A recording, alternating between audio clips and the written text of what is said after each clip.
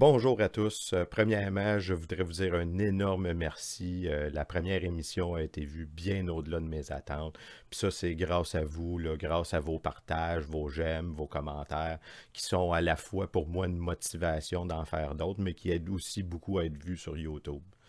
Ceux qui ne me connaissent pas, Éric Béliveau, généalogiste amateur et passionné d'histoire et créateur de la chaîne Raconte-moi mes ancêtres.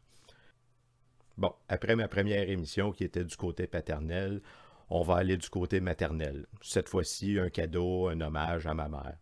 Si c'est du côté de mon père que j'ai appris beaucoup de la généalogie là, au niveau de ma famille, c'est toutefois du côté de ma mère que j'ai connu le plus les membres de sa famille. Là. À la fois, bon, ma tante qui est ma marraine, des cousins, des cousines à ma mère que je prenais comme mes oncles, mes tantes, puis leurs enfants comme mes cousins puis mes cousines. J'ai entendu beaucoup d'histoires là, de mes oncles et de mes tantes. En fait, des oncles et des tantes à ma mère. Une grosse famille, tissée serrée, assez serrée, comme qu'on le voyait souvent jadis à l'époque.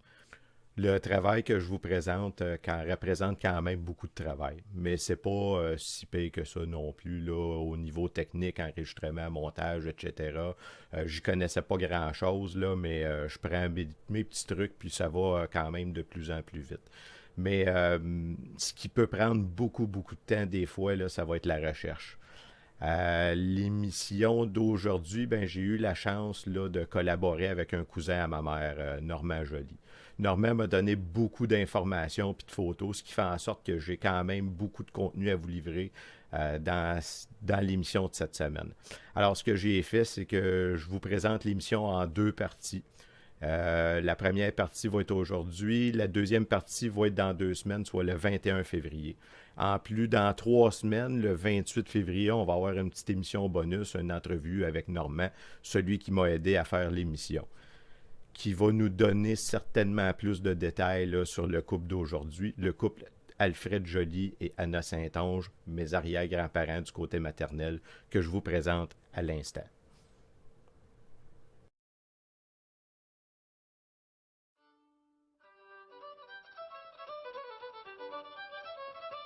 Aujourd'hui, à Raconte-moi mes ancêtres, je vous raconte l'histoire d'Alfred Joly et Anna Saint-Onge.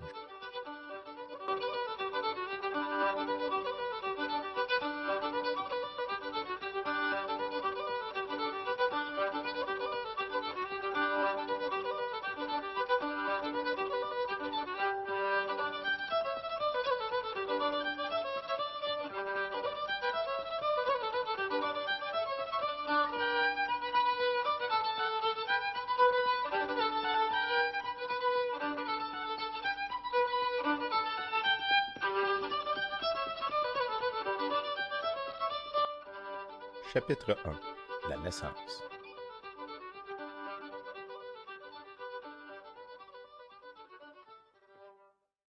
Alors, notre histoire commence le 12 mai 1874 dans la paroisse des Saints-Anges gardiens à la Chine avec la naissance d'Alfred Joly. Il est issu de l'union de Dosité Joly et Olive Cousineau.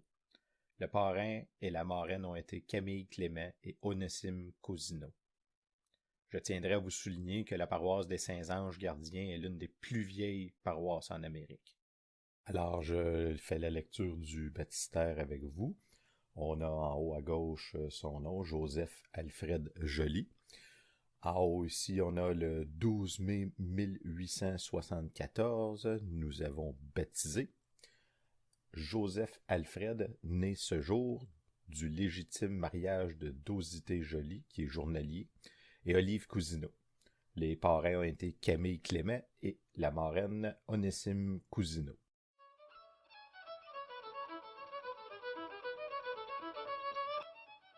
Puis, c'est 4 ans plus tard, soit le 11 juillet 1878, que naît Anna Saint-Onge. Elle est aussi dans la paroisse des Saints-Anges gardiens à la Chine.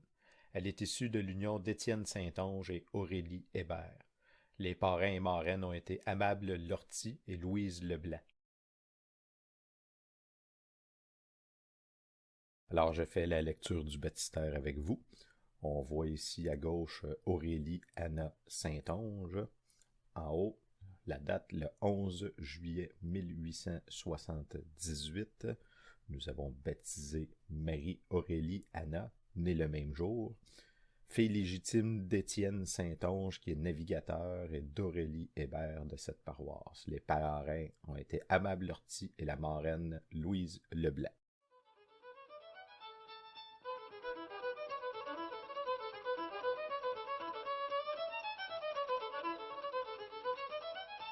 Chapitre 2. Leur enfance.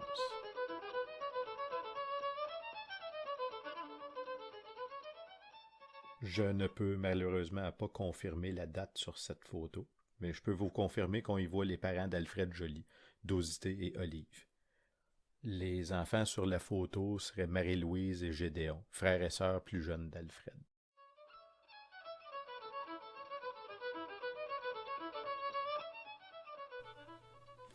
Alors, qu'est-ce qui se passe dans les années 1870 lors de la naissance des membres de notre couple vedette? On va retourner un petit peu en arrière pour vous parler de l'histoire du canal La Chine. Pendant la Nouvelle-France, on va penser à construire un tel canal, mais pour plein de raisons, le projet il va avorter à plusieurs reprises. C'est en 1821 que les travaux vont commencer, à une époque où la machinerie lourde n'existait pas. C'était creusé à coups de pic, puis de pelle, puis de sueur, principalement par des immigrants irlandais, qui eux fuyaient la famine en Irlande. On reviendra un jour sur la grande famine d'Irlande, mais ça tombe bien quand même pour la Grande-Bretagne. Il y a une famine en Irlande, puis l'Empire britannique a besoin de cheap labor un peu partout dans son empire. Bref, le canal va être inauguré en 1824. Au début, ça va être des bateaux à voile ou des barges tirées par des chevaux. Entre 1843 et 1848, dans le but de relier les Grands Lacs avec l'Atlantique, on va doubler la largeur. Ça va permettre par le fait même à des bateaux à vapeur de passer, ce qui va faire en sorte que le tonnage va doubler, va presque doubler, et tout en diminuant le nombre de bateaux. Ce que ça va faire aussi, c'est que ça va créer des emplois, ça va amener beaucoup de monde de la campagne vers la ville. Puis là, d'un côté, on a des rapides, puis d'un autre, on a un canal. Les rapides, avant l'arrivée de l'électricité, eh bien, il faut savoir que la force hydraulique est un net avantage pour des meuneries, pour des usines de fer ou des moulins à bois qui, eux, vont s'installer sur le bord là, du canal, à l'embouchure du canal, près des rapides. Finalement, en 1873 puis 1884, on va encore une fois élargir le canal. C'est dans ces années-là que sont nés Alfred et Anna. Ça va par la suite amener des entreprises à s'installer non seulement près des rapides, mais tout au long du canal. Ça va amener encore plus de monde de la campagne vers la ville. Des cultivateurs ou des fils de cultivateurs vont tranquillement devenir des ouvriers. Pas juste des hommes, des femmes aussi, j'en parle brièvement là, dans ma première émission. Mais bon, si on a un canal, on a aussi besoin de navigateurs, comme l'était Étienne Saint-Onge, le père d'Anna.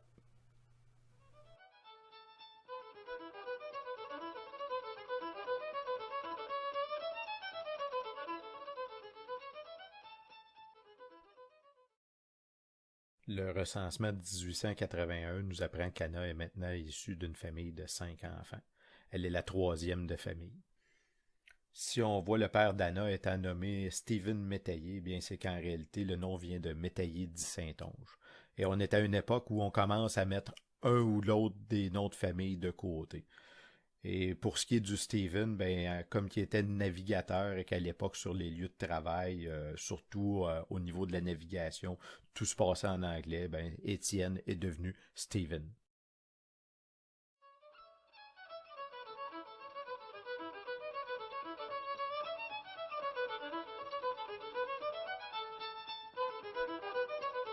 Chapitre 3. Un événement bouleversant.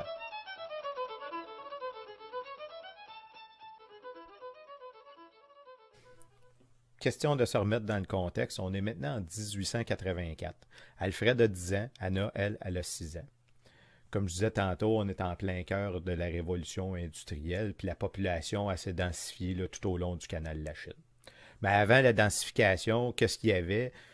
Principalement pas grand-chose. Là. Entre Griffintown et la Chine, c'était des zones agricoles ou des zones carrément non exploitées. Comme je disais tantôt, dans un espace de quelques décennies, la zone va émerger. Il va y avoir tout plein de nouveaux quartiers ouvriers. Sainte-Cunégonde, Villemort, Saint-Henri, la Chine n'y échappe pas. Va falloir donc construire des habitations pour les ouvriers. Bon, c'est là qu'on va voir l'apparition des unités à logement. Puis on va compacter ça le plus possible. En même temps, c'est normal aussi que ce soit très densifié. Là. Si on se souvient bien, les Canadiens français ont fait des grosses familles de 10-12 enfants. Alors imaginez-vous qu'est-ce que ça devait avoir l'air, le contexte social là, dans un petit quadruplex là, où il y a 4 familles de 12 enfants qui y logent. On est à une époque avant l'électricité où ce qu'on s'éclaire à la chandelle ou à la lampe à l'huile. Euh, à une époque aussi où il n'y a pas de téléphone, il n'y a pas d'autoroute, il n'y a pas de borne fontaine aux 5 maisons. Les camions de pompiers de l'époque, c'était principalement un citerne qui était tiré à cheval avec une pompe. Puis quand on était chanceux dans des plus grosses villes, on avait une pompe à vapeur. Donc, une densité de population énorme, des maisons avec des standards d'isolation de l'époque, puis des pompiers à cheval, ben, ça va m'amener à vous présenter mon premier article de journal.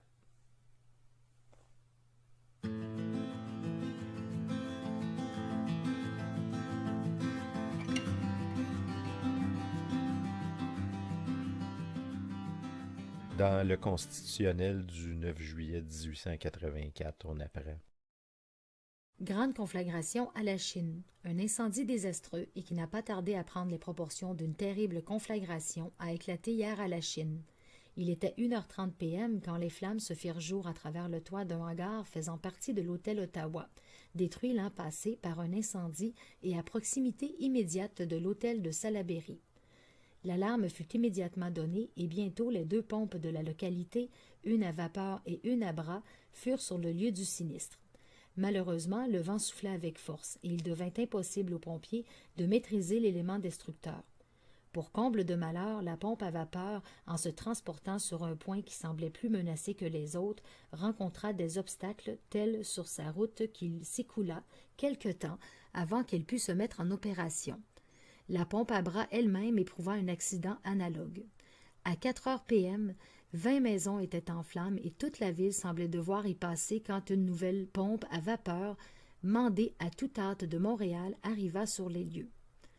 Nos braves pompiers se mirent à l'œuvre avec cette ardeur qu'ils déploient toujours au feu, et bientôt l'incendie fut circoncis, puis maîtrisé et finalement éteint. Cela ne s'est pas fait cependant sans qu'on fût témoin de bien des scènes navrantes. Ici, une pauvre famille disputait aux flammes quelques meubles chétifs, sa seule richesse. Là, une mère éplorée appelait son enfant perdu dans le tohu-bohu, que créent inévitablement les désastres de ce genre. Là, un homme qui s'était dévoué au sauvetage se trouvait forcé de défendre sa propre vie contre l'élément meurtrier. D'un autre côté, les scènes consolantes n'ont pas manqué. Personne n'a hésité un instant à braver le danger, qui pour secourir les femmes et les enfants, qui pour servir les pompiers, qui pour sauver les meubles et effets de ménage.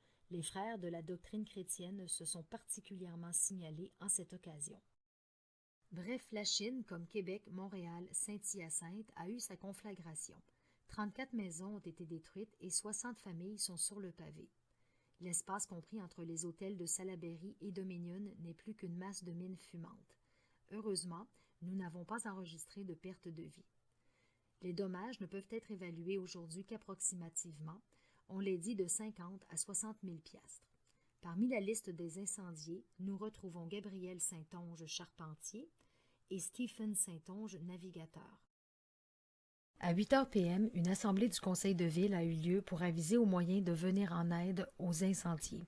Il a été nommé un comité pour solliciter des souscriptions et pourvoir par tous les moyens possibles au soulagement des plus nécessiteux.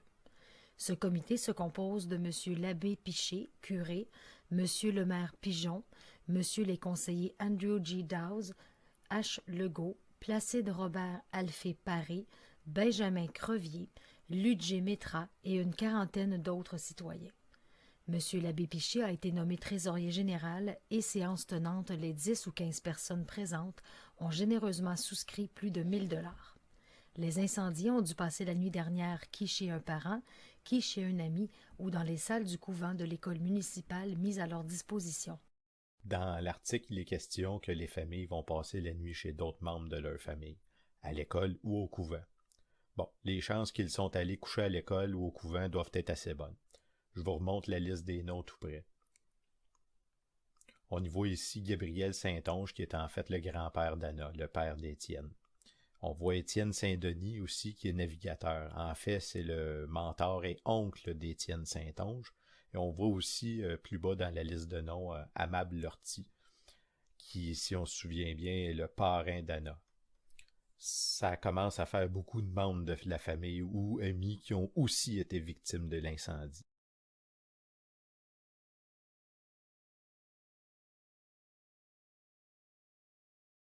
Dans le recensement de 1891, Alfred est maintenant âgé de 16 ans. Son père, Dosité, est journalier, et le recensement nous apprend aussi que sa tante Marie Joly habite aussi avec eux.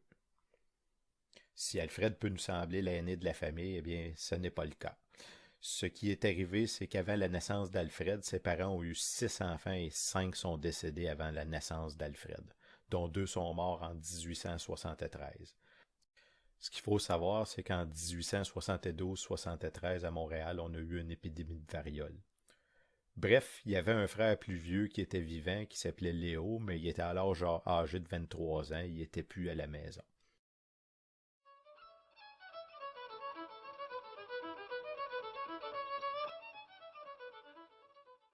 De son côté, Anna est maintenant âgée de 12 ans. On peut remarquer que la famille s'est agrandie comme c'était la coutume à l'époque. Elle fait maintenant partie d'une famille de 9 enfants. Son père est toujours navigateur.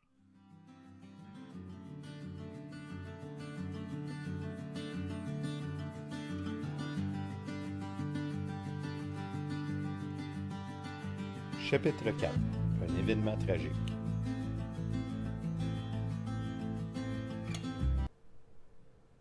J'espère que vous avez apprécié la première partie de l'émission. Si vous avez aimé, n'oubliez pas d'aimer la vidéo, de commenter, de la partager. Alors, on se revoit dans 2 semaines avec la suite de l'émission d'Alfred Joly et Anna Saint-Onge.